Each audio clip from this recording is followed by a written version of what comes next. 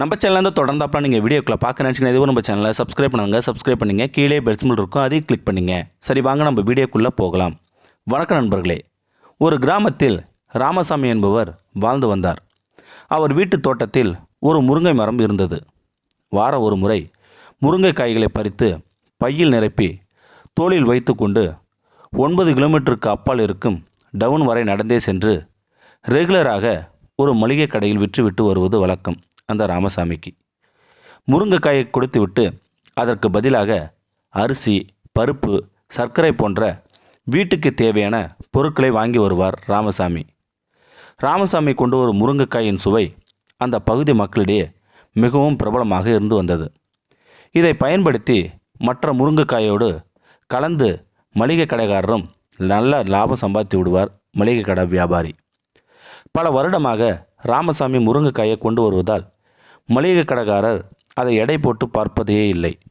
ராமசாமி சொல்கின்ற எடையை அப்படியே நம்பி அதற்கு ஈடான மளிகை பொருட்களை கொடுத்து அனுப்பி விடுவார் அந்த மளிகை கடை வியாபாரி.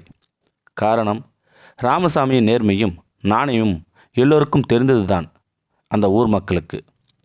ஒரு நாள் ராமசாமி 10 கிலோ முருங்கைக்காயை கொடுத்து விட்டு அதற்கான பொருட்களை வாங்கி சென்றார் ராமசாமி. சிறிது நேரத்தில் 10 கிலோ முருங்கைக்காயை மொத்தமாக வேண்டுமென்று ஒரு சமையல்காரர் வந்து கேட்க அவருக்காக மளிகை கடைக்காரர் எடை போட அதில் 9 கிலோ மட்டுமே இருந்தது. மளிகை கடைக்காரருக்கு ரொம்ப ஒன்றுமே புரியல. அன்று முழுவதும் மளிகைக்காரருக்கு தூக்கமே வரவில்லை. ராமசாமி மீது எவ்வளோ நம்பிக்கை வைத்திருந்தோம், இவ்வளோ பெரிய நம்பிக்கை துரோகம் செய்து விட்டாரே என்று அன்று முழுவதும் தூங்காமல் அவர் வந்தால் நம்ம கேட்டே ஆக வேண்டும் என்று ரொம்ப கடும் கோபத்தோடு இருந்தார் அந்த மளிகை கடை வியாபாரி. இத்தனை வருடங்களாக இப்படி முட்டாள்தனமாக எடை குறைவான முருங்கைக்காயை வாங்கி ஏமாந்து விட்டோமே என்று நினைத்து கொண்டார் வியாபாரி. அடுத்த முறை ராமசாமி வந்தால் சும்மா விடக்கூடாது என்று கடும் கோபத்தில் இருந்தார் அந்த மளிகை கடை வியாபாரி. 4 நாட்கள் கழித்து ராமசாமி மிகவும் சந்தோஷமாக வந்தார் கடைக்கு.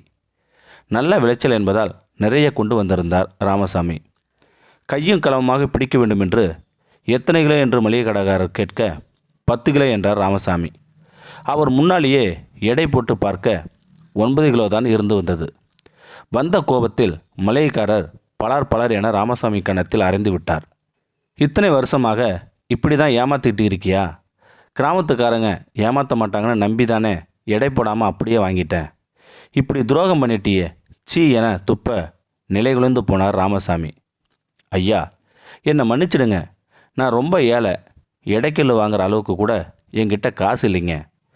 ஒவ்வொரு முறையும் நீங்கள் கொடுக்குற 1 கிலோ பருப்பை ஒரு தட்டுலையும் இன்னொரு தட்டில் முருங்கைக்காயும் வச்சு தான் எடை போட்டு கொண்டு வருவேன். இதை தவிர வேறு எதுவுமே தெரியாதுங்க என்று காலை பிடித்து அழ ஆரம்பித்து விட்டார் அந்த வயதான ராமசாமி. மளிகைக்காரருக்கு செருப்பால் அடித்தது போல் இருந்தது கன்னத்தில். தான் செய்த துரோகம் தனக்கே வந்ததை உணர்ந்தார் அந்த மளிகை கடைக்காரர்.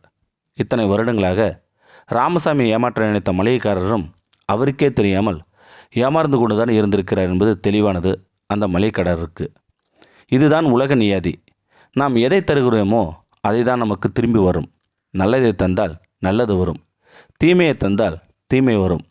வருகின்ற காலங்கள் வேண்டுமானால் தாமதமாகலாம், ஆனால் நிச்சயம் வரும். ஆகவே நல்லதை மட்டும் தருவோம், நல்லதை மட்டும் விதைப்போம். இந்த வீடியோ பற்றி கருத்தை கீழே இருக்கிற கமெண்ட் செக்ஷனில் சொல்லுங்கள். அப்படியே நம்மளுடைய சேனலை சப்ஸ்கிரைப் பண்ணுங்க, கீழே பெல் சிம்பிள் இருக்கும், அதையும் கிளிக் பண்ணுங்கள். தேங்க்யூ ஃபார் வாட்சிங்.